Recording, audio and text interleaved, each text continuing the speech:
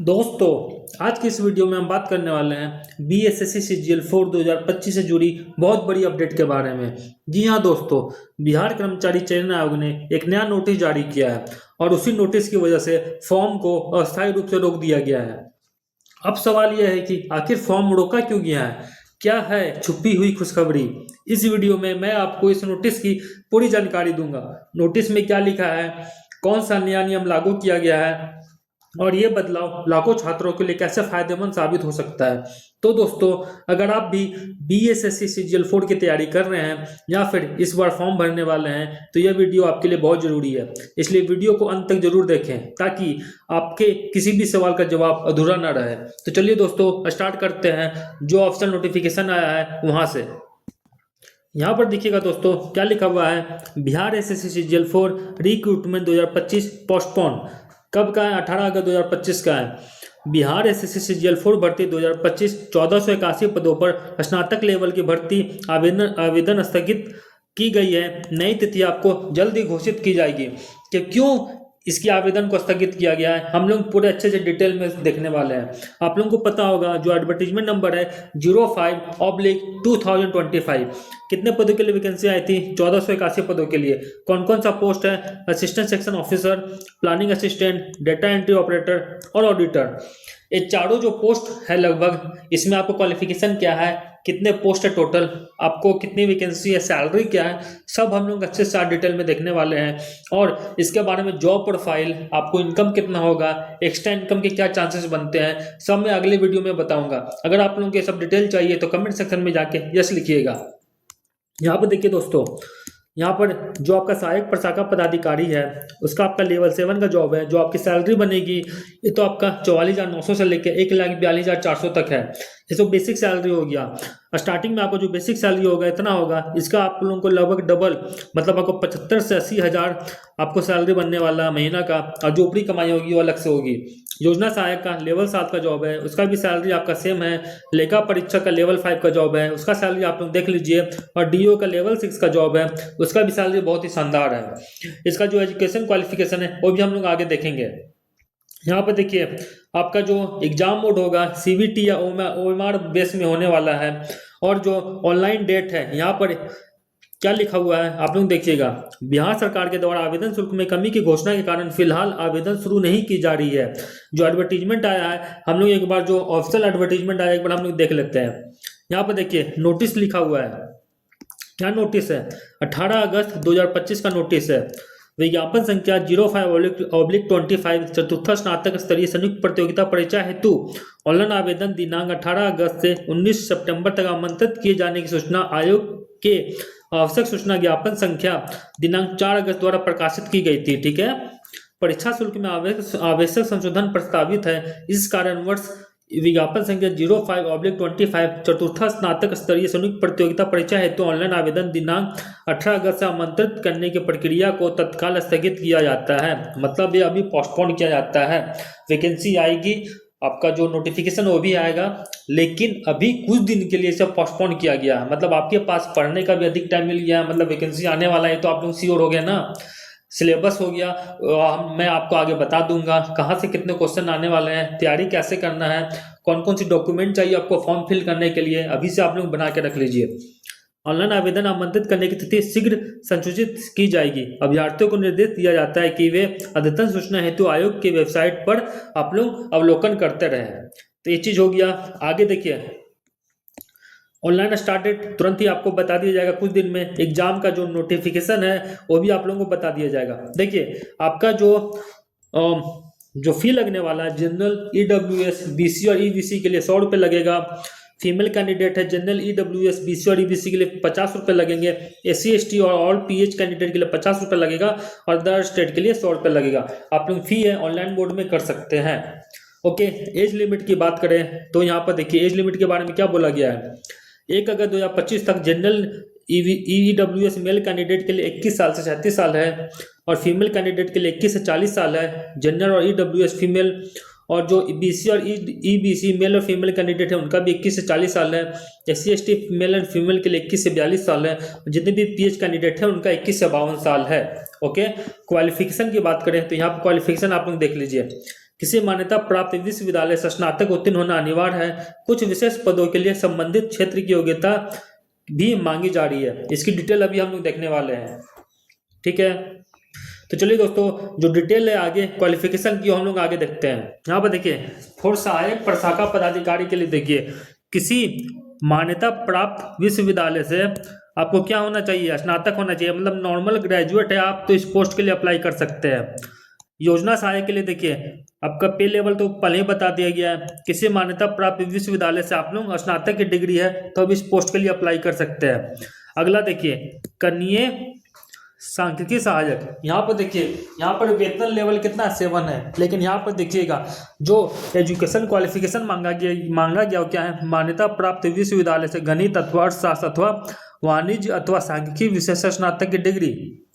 मतलब आप अगर मैथमेटिक्स हैं, इकोनॉमिक्स है या स्टैटिस्टिक्स हैं तो आप इस पोस्ट के लिए अप्लाई कर सकते हैं। कौन सा पोस्ट, कनीय सांख्यिकी सहायक। फिर data entry operator grade C, वेतन पे लेवल है 7। ये भी इसमें क्या बोला गया है, किसी मान्यता प्राप्त विश्वविद्यालय से स्नातक के साथ, क्या बोला गया, स्नातक के साथ किसी मान्यता प्राप्त संस्थान से पीजीडीसीए, बीसीए, बीएससी या आईटीआई समकक्ष। यहाँ पर देखिए नोट में क्या लिखा हुआ है, बीटेक हो गए computer science and engineering, BE हो गए कंप्यूटर साइंस एंड इंजीनियरिंग एवं बीटेक इंफॉर्मेशन टेक्नोलॉजी की डिग्री वाले छात्र भी आवेदन कर सकते हैं। ये चीज़ आप लोग ध्यान रखिएगा। उसके बाद आता है अंकेक्षक निर्देशालय वित्त विभाग। यहाँ पर पे लेवल 7 है। यहाँ पर देखिए, वाणिज्य, अर्थशास्त्र, सांख्यिकी अथवा गणित में से किसी भी एक विषय में मान्यता प्राप्त विश्वविद्यालय से स्नातक की डिग्री होना अनिवार्य है। ओके, अगला देखिए, अगला क्या पोस्ट के लिए था, अंकेक्षक सहयोग समितियां सहकारिता विभाग। यहाँ पे मान्यता प्राप्त विश्वविद्यालय से उत्तीर्ण स्नातक गणित के साथ अथवा वाणिज्य के स्नातक होना चाहिए। अगर आप लोगों को कुछ भी डाउट होगा तो कमेंट सेक्शन में बताना, मैं अलग से इसके लिए वीडियो बनाऊंगा, क्योंकि अगर मैं यहाँ पे समझाने लगा तो आपका वीडियो बहुत ही लंबा हो जाएगा। आगे देखिए, जो टोटल पोस्ट है, टोटल पोस्ट आप लोग एक बार देख लीजिएगा कितना है, 1481 पोस्ट के लिए निकला हुआ है। आगे हम लोग देख लेते हैं। उम्र सीमा की बात करें तो मैंने पहले ही बता दिया, जितने भी अनारक्षित है पुरुष कैटेगरी उनके लिए 37 ईयर, पिछड़ा वर्ग एवं मतन पिछड़ा वर्ग के लिए 40 साल, अनारक्षित महिला के लिए 40 साल, अनुसूचित जाति अनुसूचित जनजाति पुरुष और महिला के लिए 42 ईयर, और सभी दिव्यांग जो अभ्यर्थी है उनके लिए 10 साल का छूट प्रदान किया जाएगा। आगे चलिए, मैं आगे आप लोगों को बताता हूँ जो आपका एग्जाम पैटर्न होने वाला है। वो देखिए, परीक्षा की प्रकृति क्या होगी, वस्तुनिष्ठ मतलब ऑब्जेक्टिव टाइप में आपका एग्जाम होने वाला है। मतलब यहाँ पे आपको एक सरल शब्दों में बताया जो, तो समान अध्ययन हो गया, समान अध्ययन से 50 क्वेश्चन पूछे जाएंगे, समान विज्ञान और गणित से आपको 50 क्वेश्चन पूछे जाएंगे, और रीजनिंग से यहाँ पर 50 क्वेश्चन पूछे जाएंगे। मतलब टोटल 150 क्वेश्चन होगा। टोटल मार्क्स होगा आपको 600 मार्क्स का क्वेश्चन होंगे। अगर आप लोग एक सही करेंगे तो आपको 4 मार्क्स मिलेगा, और एक गलत करेंगे, 4 गलत करेंगे तो आपका 1 मार्क्स कट हो जाएगा। तो ये चीज़ आप लोग ध्यान रखिएगा। ओके, आगे देखिए, ये सिलेबस के बारे में मैं आगे आपको अच्छे से बताने वाला हूँ।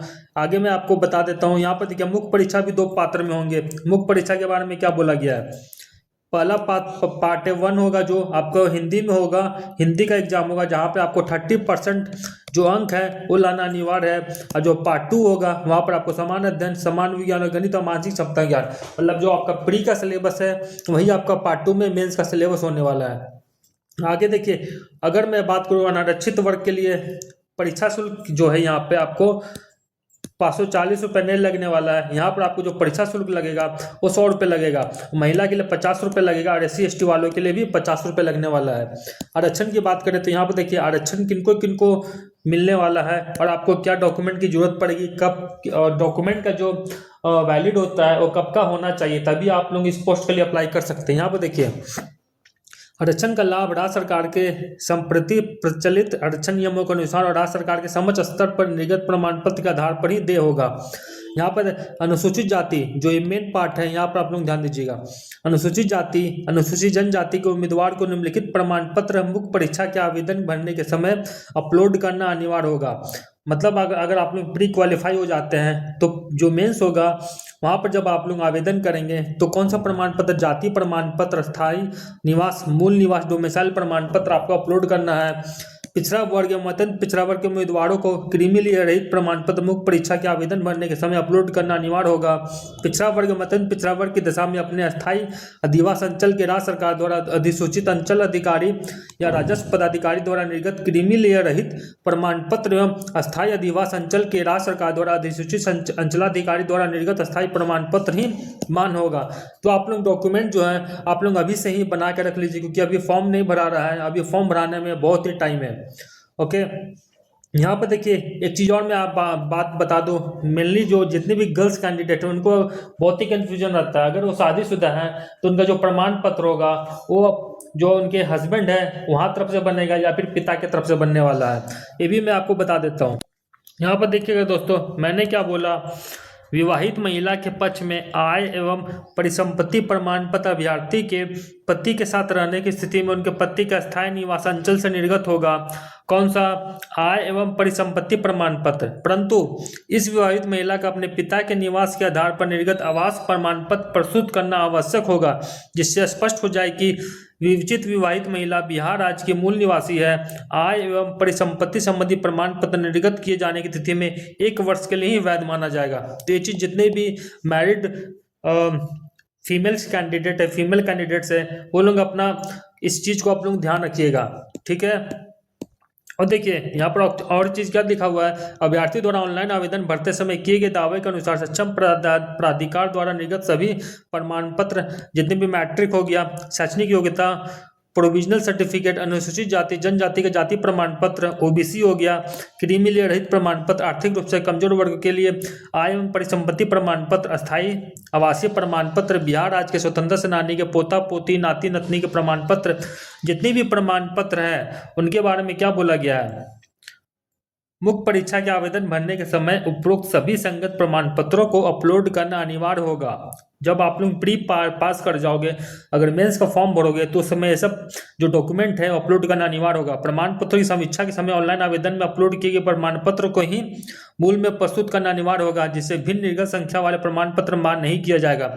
ये चीज़ आप लोगों को बहुत ही इंपॉर्टेंट अभी से ही बना लीजिए। अगर आप लोग उस समय 1 साल का पुराना प्रमाण पत्र अगर अपलोड करोगे तो वही प्रमाण पत्र आपको जब आपका डॉक्यूमेंटेशन होगा, जब आप मेंस क्लियर करोगे तो वही प्रमाण पत्र आपको प्रस्तुत करना होगा। अगर आप लोग उस समय प्रमाण पत्र प्रस्तुत नहीं करेंगे तो आप लोग डिस्क्वालीफाई हो जाएंगे।